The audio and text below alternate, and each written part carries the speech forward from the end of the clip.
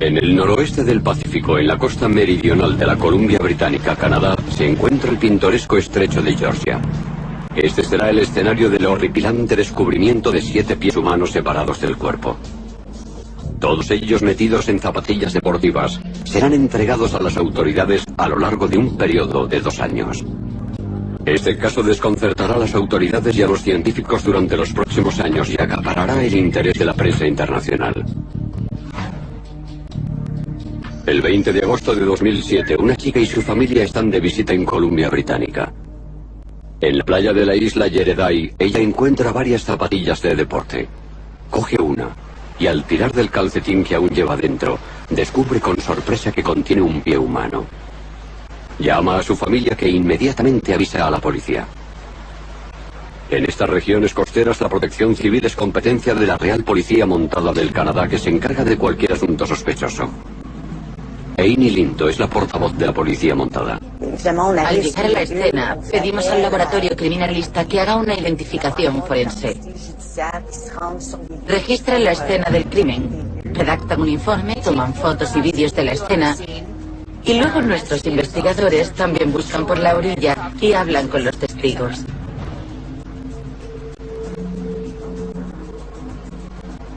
Pero la policía no encuentra el otro pie ni el cadáver de una víctima que les ayude a comprender cómo ha llegado ese hasta allí. Casi una semana después, a unos 50 kilómetros al sur, en la isla Gabriola, una pareja está de excursión junto al mar.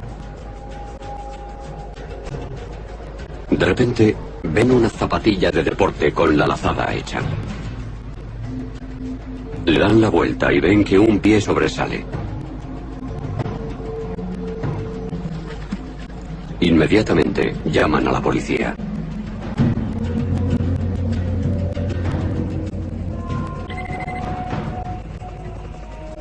En la rueda de prensa, la Real Policía Montada informa de lo poco que se sabe en ese momento.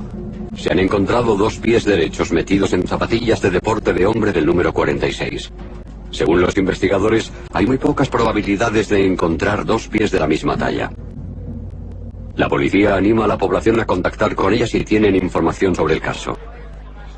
La historia se divulga rápidamente por los medios de comunicación y la imaginación del público estalla.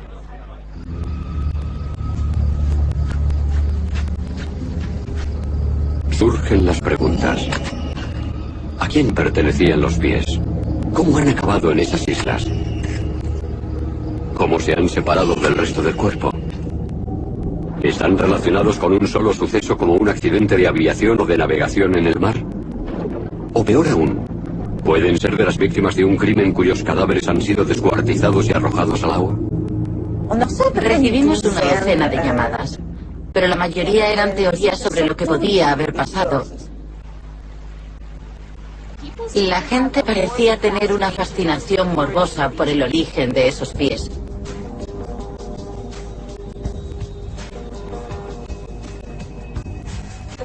Lo primero que hay que hacer es identificar a la víctima. Es el primer paso. Posteriormente, la identificación nos aclarará un poco más si tenemos que abrir una investigación criminal o no.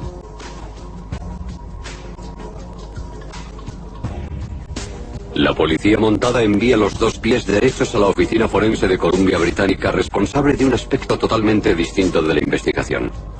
Allí se intenta por diversos métodos científicos extraer el máximo de información de estos pies misteriosos. Los departamentos de policía se encargan de buscar actos delictivos, buscan un hecho criminal, investigan un delito potencial, mientras que el servicio forense se encarga de investigar los hechos. Nosotros somos responsables no solo de la identificación del fallecido, sino también de saber cuándo ha muerto, dónde ha muerto, cómo ha muerto y con qué medios. Clasificamos la muerte como natural, suicidio, accidente, homicidio o indefinida. Si solo tienes un pie, ¿cómo es que solo tienes un pie? El patólogo puede ayudar a veces a determinar si hay señales de traumatismos o una amputación del pie, del resto del cuerpo, con algún instrumento. Cuando se encuentra un pie dentro de un zapato en una playa, evidentemente no sabemos mucho sobre él de inmediato, y de eso se encarga la investigación. A partir de ahí recurrimos a varios expertos diferentes. Un antropólogo puede ser muy valioso. Puede que haya insectos en el calcetín y en ese caso un entomólogo también puede sernos muy útil.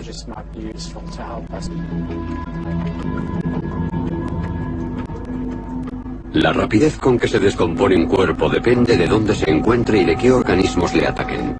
El forense recurre a los servicios de la doctora Gail Anderson, que investiga sobre la descomposición humana. Llevo más de 20 años trabajando como entomóloga forense. Siempre que hablo con la policía puedo mostrar qué tipo de investigación realizo y cómo se aplica en la investigación real de un homicidio. Lo que siempre me preguntan es lo que pasa cuando un cadáver está en el agua. Es muy frustrante no poder responder a esa pregunta. Al principio estudiábamos cadáveres de animales, primero en agua dulce y más recientemente en un entorno marino. En entomología forense siempre hemos usado cadáveres de cerdo, cuya descomposición se considera muy similar a la humana. Obviamente es mucho más complicado utilizar cadáveres humanos y los de cerdo son un buen sustituto. Tienen más o menos el mismo tamaño que un torso humano adulto, que es donde se produce el mayor grado de descomposición en los humanos, además de la cara, la cabeza y el vientre. Un cerdo, si es del tamaño adecuado, reproduce eso mismo a grosso modo. Lo que más me interesa al examinar cadáveres en el agua es analizar los animales carroñeros que se alimentan de ellos. Como entomóloga forense, en tierra estudio los insectos que colonizan un cuerpo a lo largo del tiempo y empleo esa información para determinar cuánto tiempo lleva muerta esa persona. En el agua trato de hacer lo mismo, solo que en realidad no estudio los insectos, sino otros animales de la misma familia, del mismo grupo, antrópodos como los cangrejos, las gambas y cosas así. En experimentos en aguas poco profundas he encontrado cadáveres descompuestos sobre una roca muy distintos de los que se descomponen en la arena, aunque solo los separen unos metros. La oficina forense también recurre a los servicios de un experto en ADN para hacerse una imagen mejor de este extraño caso. Cuando se complica la autopsia es cuando extraemos una muestra de ADN que se envía a un laboratorio. Puede que tenga que hacer varias pruebas hasta generar un perfil. Que extraigamos una muestra no quiere decir que vayamos a obtener ADN. Es muy complicado generar perfiles a partir de restos descompuestos. Los investigadores piden ayuda al Departamento de Ciencias Forenses del Instituto Tecnológico de Columbia Británica.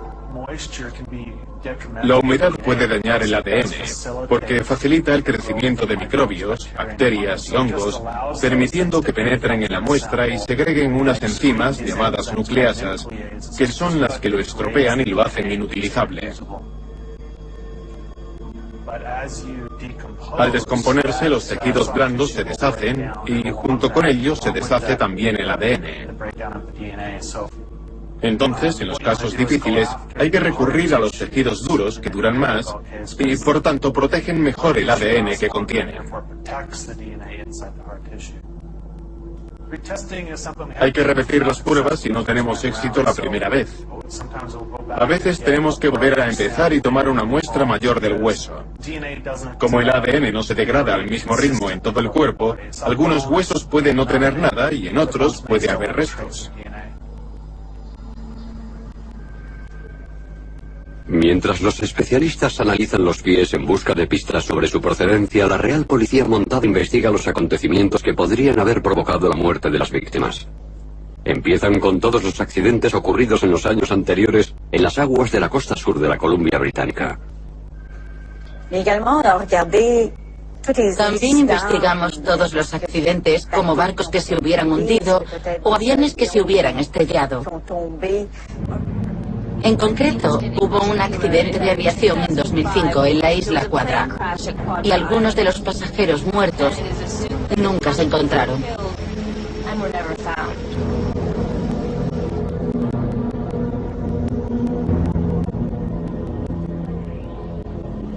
En 2005, 5 hombres suben a un hidroavión para lo que debía ser un viaje rutinario a un campo maderero en la costa de Columbia Británica, Canadá. Despegan de Campbell River entre la niebla matutina y desaparecen para siempre. Durante 2 días, voluntarios y autoridades buscan con barcos y helicópteros, pero no encuentran nada. Al tercer día, el cuerpo de uno de los pasajeros es depositado por el agua en la isla de Quadra.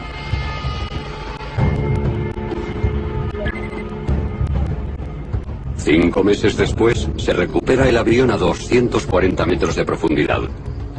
Desgraciadamente, el piloto y los otros 3 pasajeros no están a bordo. 2 años después del accidente, las familias de los desaparecidos oyen la noticia de que el agua ha dejado 2 pies en la orilla a solo 100 kilómetros de distancia. Recobran la esperanza e ilusionados entregan muestras de ADN a la policía montada que serán comparadas con los perfiles genéticos obtenidos de los restos.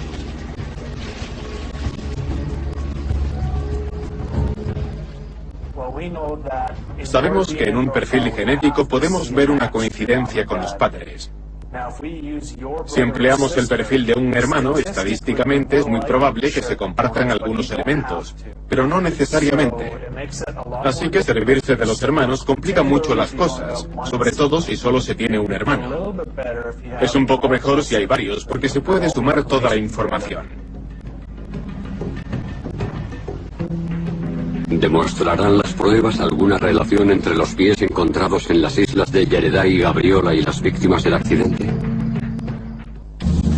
En agosto de 2007, en el estrecho de Georgia, en la Columbia Británica, Canadá, 2 grupos de turistas encuentran por separado unos zapatos que contienen pies derechos humanos. Solo 50 kilómetros separan las 2 islas donde se han hecho estos horripilantes descubrimientos. La Real Policía Montada de Canadá colabora con la oficina forense. Se ayudan de diversos expertos para explicar los hallazgos.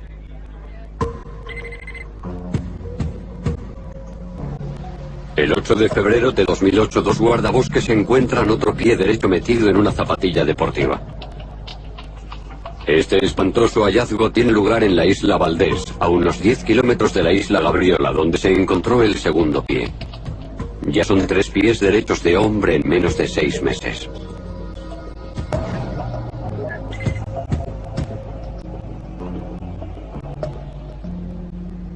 Después de encontrar el segundo pie, nos entró la curiosidad. Quizá era una coincidencia, pero después del tercero, la curiosidad aumentó aún más. Era un poco extraño. La policía abrió una investigación un poco más coordinada. Pero no es extraño encontrar partes de un cuerpo. Es decir, no es algo que nos sorprenda.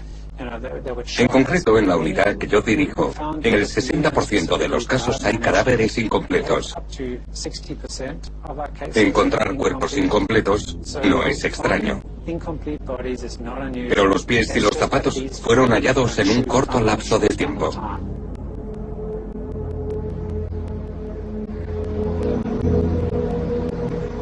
La gente está ansiosa por saber la identidad de los restos. Las especulaciones aumentan.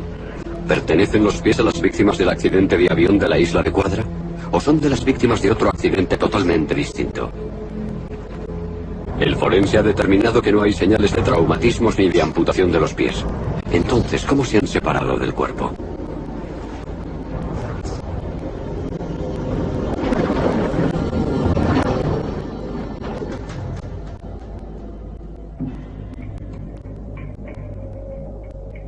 Es muy natural que un cuerpo se disloque al descomponerse.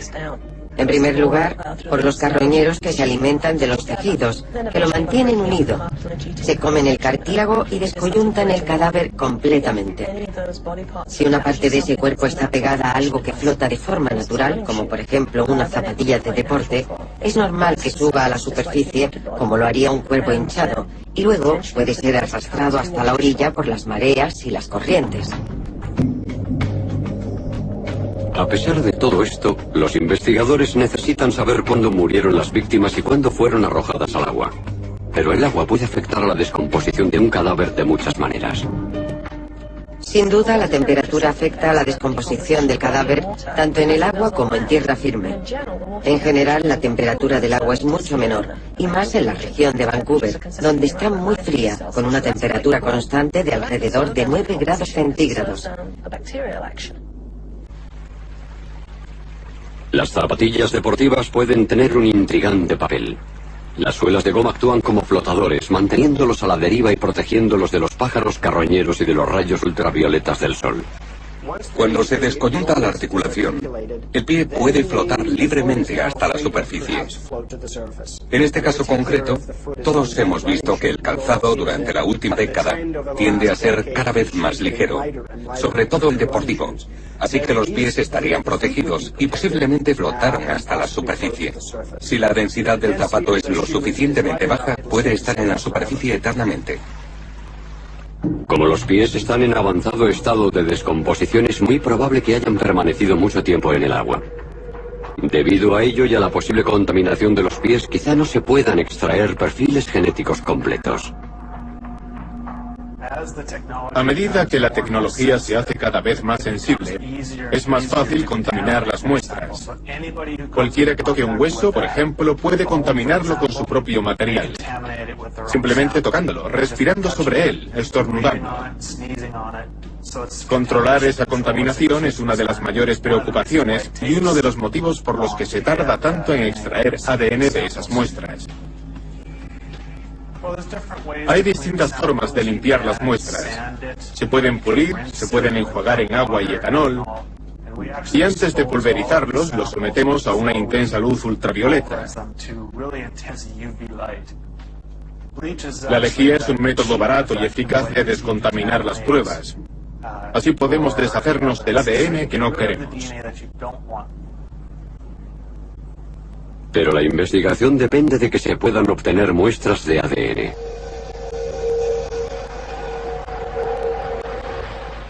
Una vez identificada la víctima, podemos ver su historia.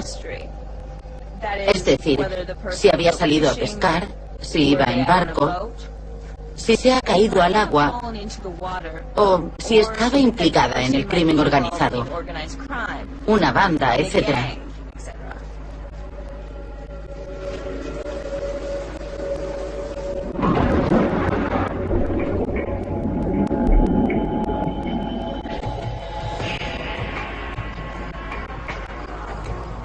La obligación de la oficina forense es determinar si la muerte se ha producido por causas naturales, es un suicidio o un homicidio. En casos como el de los misteriosos pies, eso presenta una gran dificultad. No solo hay que basarse en lo que pueda aconsejar el patólogo, también en lo que te dice la escena del crimen y en lo que sugiere la historia. Muchos accidentes, aviones que se estrellan y accidentes de barco, dejan personas desaparecidas. Y tenemos que establecer prioridades. Siempre existe la posibilidad de que haya sido arrastrada por las corrientes hasta el punto en el que se encontraron.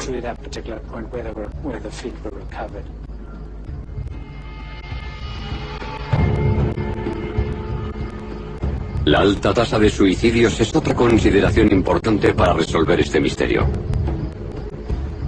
Vancouver se encuentra a orillas del río Fraser y tiene muchos puentes que unen el norte y sur. A lo largo de décadas, muchas personas han decidido acabar con sus vidas saltando desde ellos para morir. Otra cuestión es si los pies pueden relacionarse con los de hombres desaparecidos en la zona metropolitana de Vancouver. Muchos de ellos han estado en el agua o cerca de ella.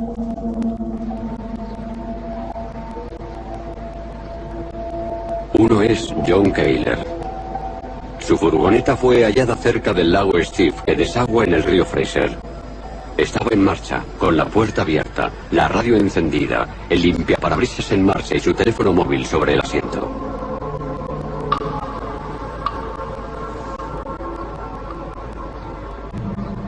A lo largo de la investigación, revisamos todos los archivos de personas desaparecidas de la provincia.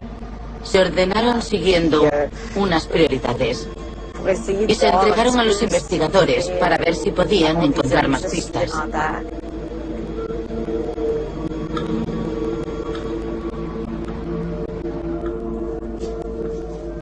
Pero el misterio de los pies separados del cuerpo sigue sin resolverse. Los investigadores comparan las pruebas que han reunido con la base de datos de personas desaparecidas en busca de pistas. Pero eso no es tan fácil como suena. Te puedes hacer una idea de lo difícil que es este problema. Cuando aparece un pie en la orilla, hay que entender que hay unos 200 restos sin identificar en el Servicio Forense de Columbia Británica. No sabemos de quiénes son, y hay unas 2000 denuncias de desapariciones solo en la provincia de Columbia Británica. Hay que comparar esos 200 restos sin identificar con las 2000 personas desaparecidas. Todavía no se ha extraído el ADN de todas esas muestras, así que cuando se añade a esta combinación un solo hueso o un solo pie, el problema a resolver es enorme. Solo las comparaciones de ADN pueden retrasar meses e incluso años la investigación de los hechos. ¿Pero se verán recompensados sus esfuerzos con una coincidencia?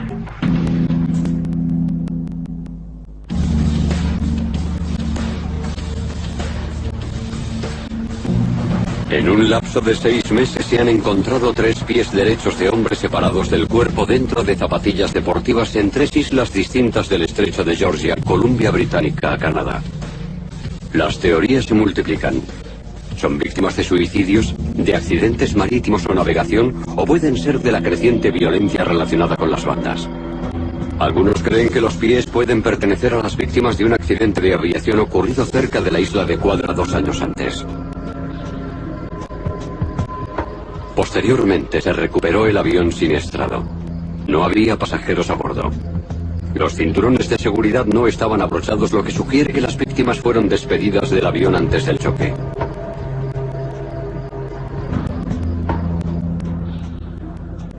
Las únicas esperanzas de las familias residen en las comparaciones de sus ADNs. Una vez limpiados los huesos de los pies, pueden empezar la extracción de muestras para generar perfiles genéticos. La calidad del proceso de obtención de ADN depende de la tecnología. Sigue siendo un proceso muy laborioso obtener ADN de una muestra ósea. Hay que pulverizarla con mucho cuidado hasta que tenga la consistencia de la harina para facilitar al máximo el acceso al ADN que contenga. Lo hacemos utilizando un molino criogénico. Lo introducimos en una cámara hermética y esterilizada con un martillo metálico que va dentro de un instrumento especial. Se sumerge en nitrógeno líquido y luego el martillo de acero golpea la muestra hasta pulverizarla a una temperatura muy baja. La tomamos y hacemos un análisis cuantitativo para ver si contiene ADN humano. Si lo hay, pasamos al tercer paso, la amplificación. Usando la técnica de reacción en cadena de las polimerasas, podemos amplificar las regiones que nos interesan para la identificación. Lo llamamos electroferograma, pero es más sencillo decir perfil genético. Es como una serie de picos de colores en un trozo de papel. Esos picos que acabo de mencionar se traducen en números. Aparte de los restos humanos, las únicas pruebas son las zapatillas. ¿Qué pueden averiguar de ellas los investigadores? Preguntamos a los fabricantes de los zapatos para averiguar de dónde procedían y dónde y cuándo se habían distribuido, para establecer el lapso temporal en el que podrían haber desaparecido las víctimas.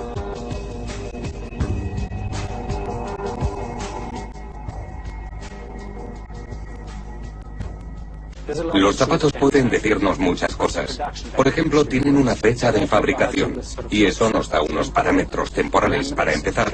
Se puede comenzar a buscar personas desaparecidas en un periodo de tiempo determinado. Los zapatos pueden aportar muchas cosas. La talla y si eran de hombre o de mujer, aunque no se pueda descartar el sexo. Pero nos aporta información y puede ayudarnos a completar el perfil de la persona que creemos que ha desaparecido.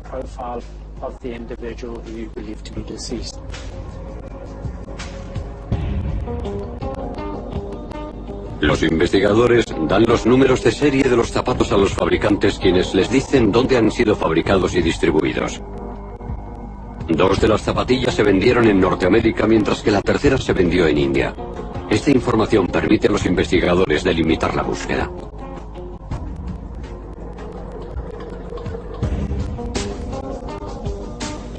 El largo proceso de generar los perfiles genéticos de los 3 pies se ha completado. Pero ese es solo el primer paso de la identificación.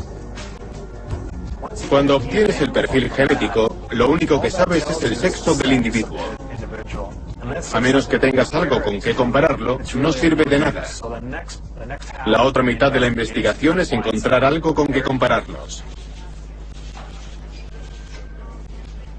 Emprenden la difícil tarea de revisar cientos de archivos de personas desaparecidas con los criterios que han conseguido, como el sexo, la fecha de fabricación de las zapatillas o el lugar y la fecha en que fueron vistos con vida por última vez. A partir de esos resultados se hace una lista de personas a las que podrían pertenecer los pies.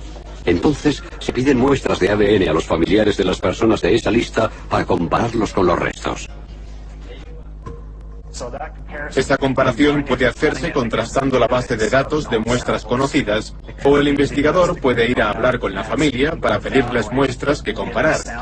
O bien, se puede ir a la casa del desaparecido a por un cepillo de dientes o una cuchilla de afeitar para extraer el ADN y contrastarlo. Ahora tenemos bases de datos que nos ayudan a cribar un gran número de perfiles, pero al final todo depende de un experto, como yo, que tiene que analizar los dos perfiles, el del hueso y el otro, hacer un cálculo estadístico y dar una opinión sobre si es o no la persona fallecida que creemos que es.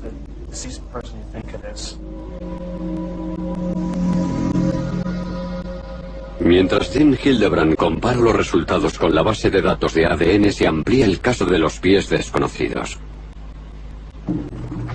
22 de mayo de 2008. Un hombre pasea a su perro en la isla de Kirkland, cerca del aeropuerto de Vancouver. Kirkland es un pequeño islote deshabitado en el delta del río Fraser. Está a unos 40 kilómetros de la isla de Valdés, donde se encontró el tercer pie 3 meses antes. Una zapatilla de deporte con un calcetín dentro llama la atención del perro. El hombre mira dentro del calcetín y descubre un pie humano. Este es el cuarto pie derecho en 9 meses. Sin embargo, es el primero de una mujer. El hecho de que sean todos pies derechos, ¿es una coincidencia? Las especulaciones aumentan.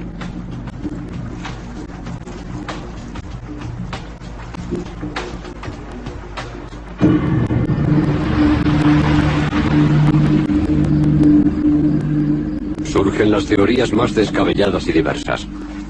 ¿Es la obra de un asesino en serie cuya tarjeta de visita es un pie derecho?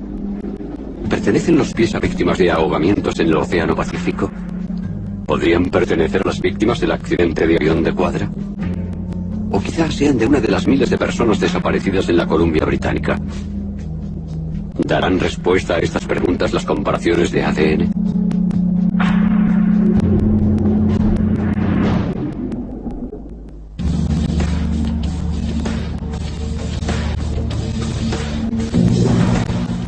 En el estrecho de Georgia, en Columbia Británica, Canadá, se encuentran cada vez más pies separados del cuerpo. Los hallazgos dejan atónita a la población y desconciertan a las autoridades. Los familiares de las víctimas de un accidente de aviación, así como las de docenas de hombres desaparecidos, esperan los resultados de las comparaciones genéticas de los pies. Si la mujer muerta ha vivido una temporada en Columbia Británica, hay más posibilidades de identificarla que a los varones gracias al trabajo realizado por la Agencia de Oncología de la provincia. Lo más parecido a un depósito de muestras conocidas de ADN que tenemos es la Agencia de Oncología de la Columbia Británica. Tiene un registro de citologías vaginales de la mitad de la población. Hemos usado antes estas citologías para identificar restos óseos. Y muchos investigadores, bueno, ahora está mejorando, pero ellos saben que esas muestras se pueden conservar durante años. Y no tienen un origen conocido. Son muestras médicas de la mitad de la población. Pero ninguna citología del archivo sirve para identificar el pie de mujer. 16 de junio de 2008. Una pareja ha salido a dar un paseo por delta en la isla de Wesham, Columbia Británica, Canadá. Flotando en el agua junto a la orilla descubren el quinto pie en menos de un año. Esta isla se encuentra a menos de 1 kilómetro de Kirkland, donde se descubrió el cuarto pie. No sería extraño que ambos coincidieran. Este pertenece a un hombre como los otros 3, pero es el primer pie izquierdo. Era muy extraño lo de los pies derechos y su procedencia, y en cierto modo fue un pequeño alivio que apareciera también un pie izquierdo. Desde un punto de vista científico, no creo que podamos decir que el pie derecho tenga ninguna característica especial que lo distinga del izquierdo. Simplemente eso era lo que había. La investigación desvela que uno de los zapatos se ha vendido en la India. Esto plantea dos preguntas. ¿De dónde proceden esos pies? ¿Y cómo llegaron al estrecho de Georgia? Los investigadores recurren a oceanógrafos para ayudarles a resolver el misterio. El Dr. Richard Dewey tiene su propia teoría. No creemos que vengan de mar abierto y hayan acabado en nuestras orillas. La dinámica del océano no confirma esa hipótesis. En este sentido, podemos delimitar la investigación a un marco local. El estrecho de Georgia está bastante lejos, y la corriente superficial, donde los pies habrían hecho la mayor parte de su viaje, va hacia afuera, hacia el Océano Pacífico. Es poco probable que procedieran de un origen remoto. No, eran de la zona. Pero saber que los pies proceden de esta zona no ayuda mucho a la investigación. El río Fraser tiene 1.375 kilómetros de longitud y el estrecho de Georgia es una región de 6.800 kilómetros cuadrados, más de 100 veces la isla de Manhattan. Un área enorme donde investigar. Hay muchas corrientes circulando simultáneamente y el estrecho de Georgia es una cuenca muy grande afectada por las mareas. La cantidad de agua vertida por el río Fraser en el estrecho de Georgia es enorme y tiene un importante efecto en la corriente superficial. Toda esa agua dulce entra en el estrecho de Georgia y afecta a las corrientes. El aporte del río Fraser acentúa las corrientes que rodean la ensenada y hace que las cosas floten durante semanas y meses, dispersándolas.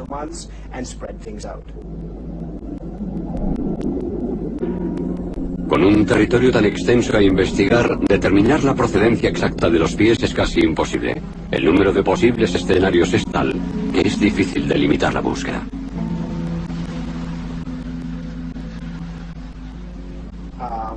Puede parecer sorprendente que los pies se encontraran en distintas playas, pero en realidad si tiras unas tablas, ocurrirá lo mismo. Acabarán apareciendo en todas las orillas. Por fin llegan los resultados. Por desgracia, el ADN de los pies no coincide con ninguna de las muestras aportadas por los familiares de las víctimas del accidente de avión ni con las de los hombres desaparecidos en la Columbia Británica. La investigación ha hecho algunos progresos, pero no exactamente hacia donde todos esperaban. Han descubierto que el tercer pie y el quinto pertenecen al mismo hombre. Lo curioso de estos pies es el hecho de que no aparecieran todos juntos, sino diseminados geográficamente por todo el estrecho de Georgia y a lo largo de un prolongado periodo. Resultó que los dos pies del mismo cadáver aparecieron en diferentes orillas y separados por meses. Los pies pueden aparecer separados por semanas o por poco tiempo. Si tardan semanas, entran en corrientes distintas, con distintos vientos y en momentos diferentes de la temporada. Pero aunque aparezcan relativamente cerca en el tiempo, las corrientes son muy complejas. Las cosas pueden distanciarse en el tiempo días o semanas.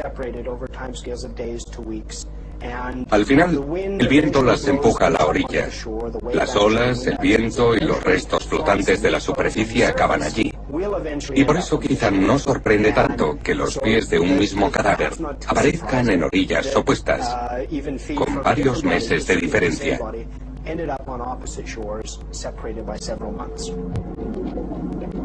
Otra cuestión que intriga a los investigadores es qué ha pasado con los cuerpos de las 4 víctimas.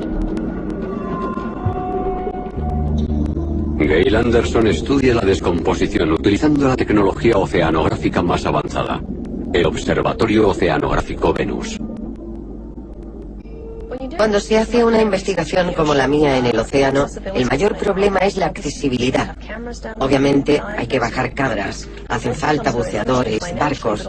Esto limita mucho económicamente, pero también en cuanto a la seguridad. No puedo depositar cadáveres de animales a gran profundidad si hay que emplear seres humanos para bajar. Obviamente, las personas tienen un tiempo limitado ahí abajo por las inmersiones. Venus elimina todos esos problemas.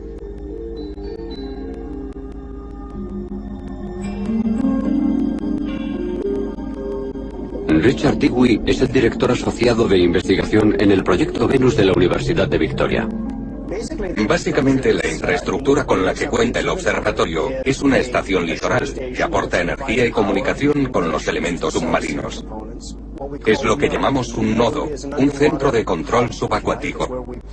Ahí es donde conectamos los instrumentos, de donde sacan la energía, y tienen una conexión de red hasta la estación de la orilla. El cable marino y el nodo nos aportan una infraestructura permanente en el fondo. Luego vamos bajando instrumentos y conectándolos al nodo. Lo hacen por medio de Internet, con la universidad donde almacenamos los datos. El equipo principal de investigadores son científicos marinos, oceanógrafos y geólogos marinos. Personas que normalmente se relacionan con la investigación del mar. En cuanto montamos el observatorio y se supo que teníamos esta instalación enviando datos a la red, se pusieron en contacto con nosotros muchos científicos ajenos a las ciencias del mar.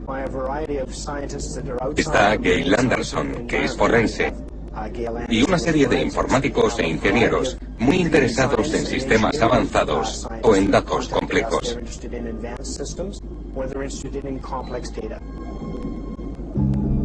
Gail Anderson hace experimentos con cadáveres de cerdos. Son un sustituto ideal de los humanos porque son omnívoros, tienen relativamente poco pelo y un tamaño parecido al del torso humano adulto.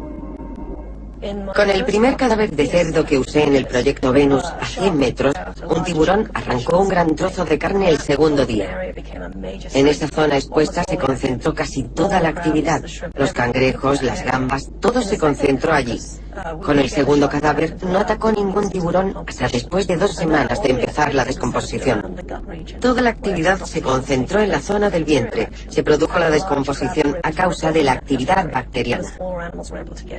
Se deposita un tercer cadáver de cerdo a una profundidad mucho menor. En el tercer caso había un nivel de oxígeno mucho menor, así que los animales más grandes, como los cangrejos, no conseguían llegar hasta el cadáver. El cerdo no sufrió daños durante varios meses hasta que aumentó el oxígeno. Los carroñeros atacaron casi todos los tejidos de los cadáveres unos 21 o 23 días después de depositarlos a cientos de metros, mucho más que a menor profundidad. Pero para ver cómo se desarticulan los huesos y desaparece todo el cartílago en esas circunstancias, han de pasar de 40 a 43 días. Independientemente de la profundidad a la que se ha hundido la víctima, es probable que una multitud de organismos vivos atacaran el cadáver. Seguramente las zapatillas de deporte protegieron los pies y los hicieron flotar hasta la superficie. El 18 de junio de 2008 se descubre otro pie dentro de un zapato deportivo en Taysped, cerca de la isla de Quadra. El zapato es entregado a la oficina forense, que rápidamente determina que este hallazgo es falso. El examen de un patólogo determina que unos bromistas han metido en el zapato la pata de un animal para desesperación de las familias de las víctimas del accidente de aviación. Ahora el forense tiene 5 pies que pertenecen a 4 víctimas sin identificar. ¿Tienen estas personas algo en común? ¿Son víctimas de un mismo accidente o la presa de un siniestro asesino?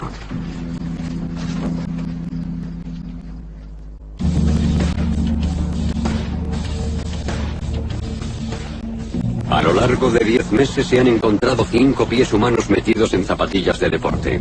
Han sido hallados en las orillas del río Fraser y de las islas del estrecho de Georgia en la Columbia Británica, Canadá.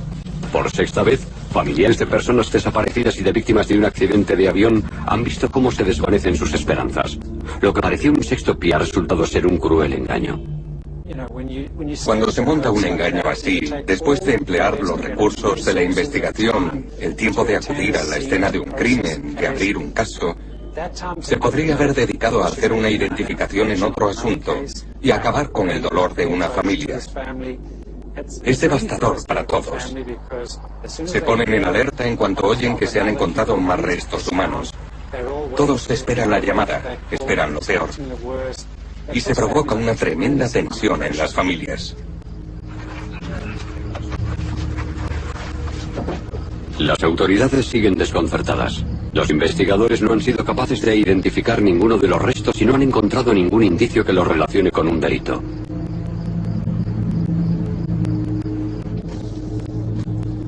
El 10 de julio de 2008, Casi un año después del hallazgo del primer pie, las autoridades dan otra rueda de prensa. Ofrecen los nuevos datos que tienen. Dibujos de las zapatillas deportivas, información sobre cuándo y dónde se fabricaron y dónde se distribuyeron. Para nosotros es muy importante utilizar los medios como una herramienta de la investigación para conseguir información importante. Podemos divulgar descripciones detalladas y con suerte alguien las reconoce y las asocia con alguien que ha desaparecido de su comunidad o de su familia. Los investigadores también aprovechan la oportunidad para concienciar a la población. Le piden a Dean Hildebrand que asista a la rueda de prensa. Habla de las limitaciones de las pruebas estandarizadas usadas para el análisis forense de ADN, llamadas STR por sus siglas en inglés, Short Tandem Repeats o microsatélites. En nuestro ADN evidentemente hay mucha información. Es decir, el ADN nos dice de qué raza somos, el tono de la piel, el color de los ojos y el cabello. Esa información está ahí. Sin embargo, el ADN que buscamos en la ciencia forense, ese STR, lo único que nos dice es el sexo. No indican bien la raza, ni el color de ojos o de pelo, la estatura, ni nada de eso. Se está trabajando en este campo para intentar descifrar esta información. Por ejemplo, sobre el origen racial de una muestra de ADN o unos restos. También hay preguntas habituales de la policía cuando encuentran una mancha de sangre en la escena de un crimen. ¿Qué nos puede decir del agresor? No sabemos nada de la persona que ha dejado esto. Sí que podemos decirle si es hombre o mujer, pero ¿puede saberse el color de la piel, de los ojos, del pelo? Esta información teóricamente está ahí, pero todavía no se accede a ella de forma rutinaria.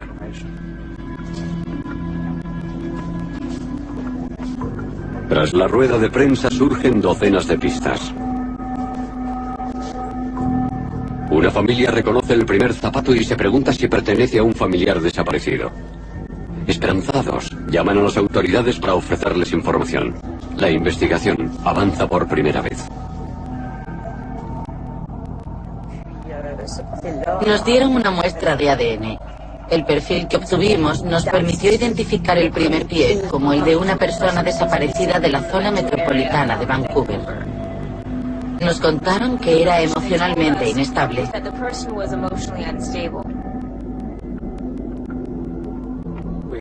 Habíamos logrado una identificación, y eso era muy importante para la familia, evidentemente, pero también porque pudimos hacernos una idea de las circunstancias que rodearon esa muerte.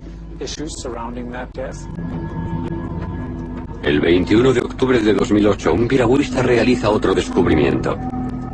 Pero esta vez no es un zapato, sino el cuerpo de John Kayler flotando en el lago Steve, casi un año después de su desaparición. Sus pies están intactos. Entonces, el 11 de noviembre de 2008, mientras pasea cerca de Finslow a orillas del río Fraser, una pareja encuentra un zapato deportivo, azul y blanco. Contiene un pie izquierdo del 37,5 que pertenece a una mujer. La oficina forense relaciona el sexto pie con el cuarto encontrado 6 meses antes en la isla de Kirtland, situada justo al otro lado del río Fraser. Con este descubrimiento son 6 pies pertenecientes a 4 personas. Al Instituto Forense llegan entre 7.500 y 7.700 casos cada año.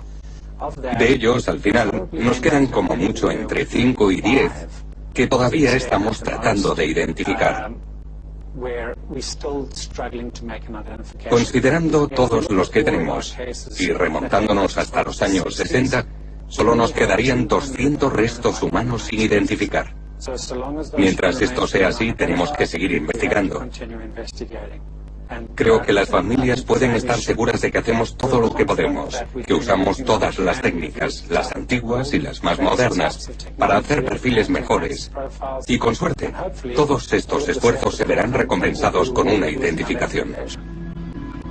El 27 de octubre de 2009, 2 hombres que pasean por la orilla del río Fraser a unos kilómetros corriente arriba de donde se han hecho los 3 últimos descubrimientos encuentran el 7º pie. El agua lo ha arrastrado hasta la orilla de la Columbia Británica en 2 años. La investigación de los pies sin cuerpo continúa.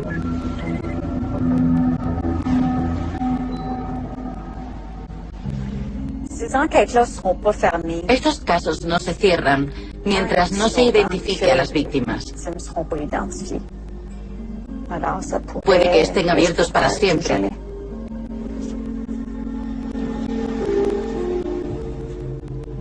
Pero una cosa es segura. Antes de estos incidentes, la gente se encontraba zapatos en la playa y la mayoría pasaba de largo.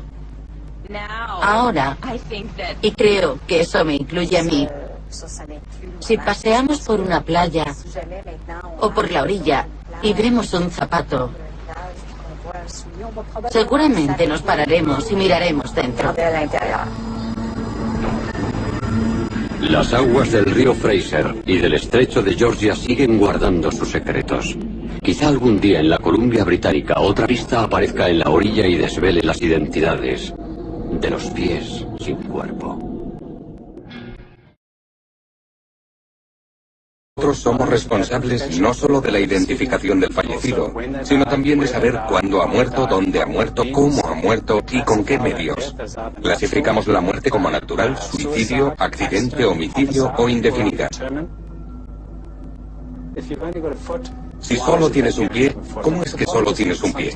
El patólogo puede ayudar a veces a determinar si hay señales de traumatismos o una amputación del pie, del resto del cuerpo con algún instrumento.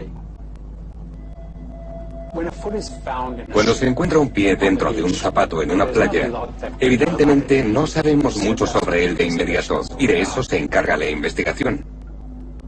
A partir de ahí recurrimos a varios expertos diferentes. Un antropólogo puede ser muy valioso. Puede que haya insectos en el calcetín y en ese caso un entomólogo también puede sernos muy útil.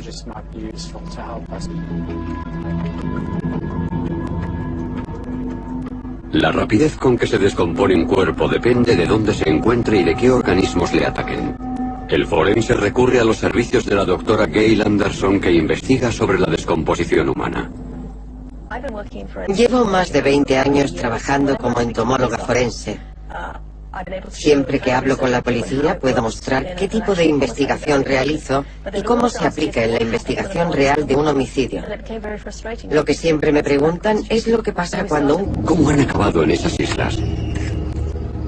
¿Cómo se han separado del resto del cuerpo? ¿Están relacionados con un solo suceso como un accidente de aviación o de navegación en el mar? O peor aún, ¿pueden ser de las víctimas de un crimen cuyos cadáveres han sido descuartizados y arrojados al agua?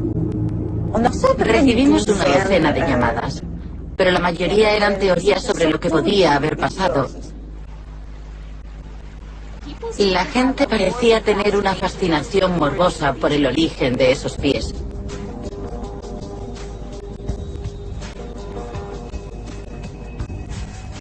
Lo primero que hay que hacer es identificar a la víctima. Es el primer paso. Posteriormente, la identificación nos aclarará un poco más si tenemos que abrir una investigación criminal o no.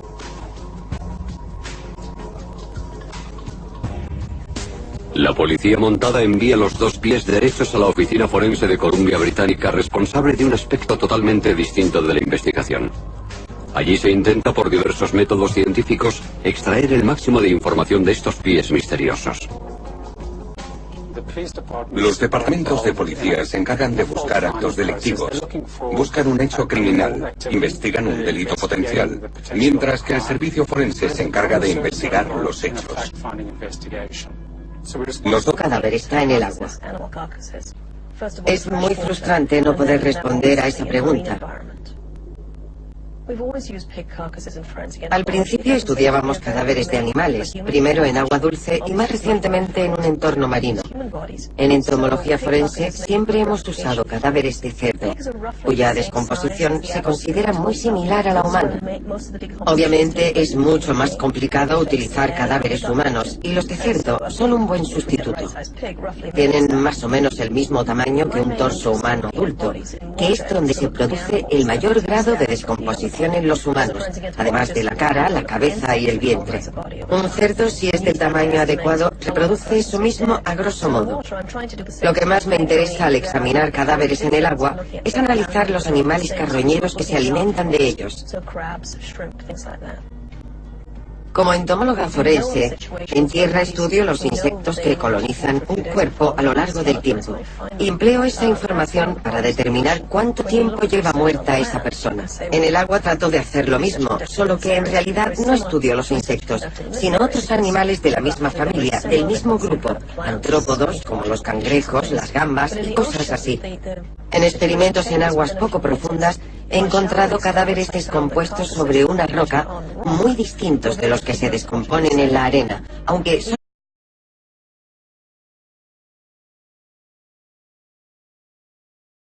En el noroeste del Pacífico, en la costa meridional de la Columbia Británica, Canadá, se encuentra el pintoresco estrecho de Georgia. Este será el escenario del horripilante descubrimiento de 7 pies humanos separados del cuerpo. Todos ellos metidos en zapatillas deportivas, serán entregados a las autoridades a lo largo de un periodo de 2 años. Este caso desconcertará a las autoridades y a los científicos durante los próximos años y acaparará el interés de la prensa internacional. El 20 de agosto de 2007, una chica y su familia están de visita en Columbia Británica. En la playa de la isla Yereday, ella encuentra varias zapatillas de deporte.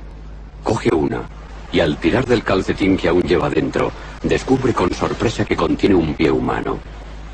Llama a su familia, que inmediatamente avisa a la policía. En estas regiones costeras, la protección civil es competencia de la Real Policía Montada del Canadá, que se encarga de cualquier asunto sospechoso. Amy Linto es la portavoz de la Policía Montada. Al llegar a la escena, pedimos al laboratorio criminalista que haga una identificación forense.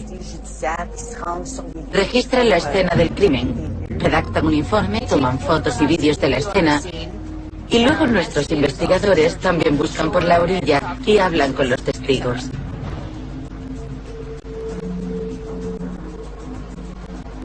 Pero la policía no encuentra el otro pie ni el cadáver de una víctima que les ayude a comprender cómo ha llegado ese hasta allí. Casi una semana después, a unos 50 kilómetros al sur, en la isla Gabriola, una pareja está de excursión junto al mar. De repente, ven una zapatilla de deporte con la lazada hecha. Le dan la vuelta y ven que un pie sobresale. Inmediatamente llaman a la policía.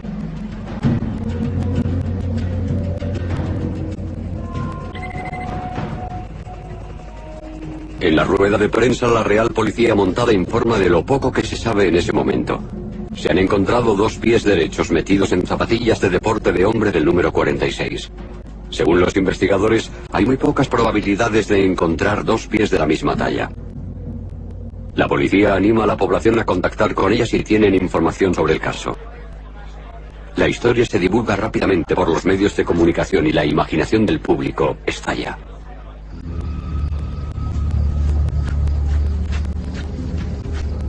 Surgen las preguntas. ¿A quién pertenecían los pies?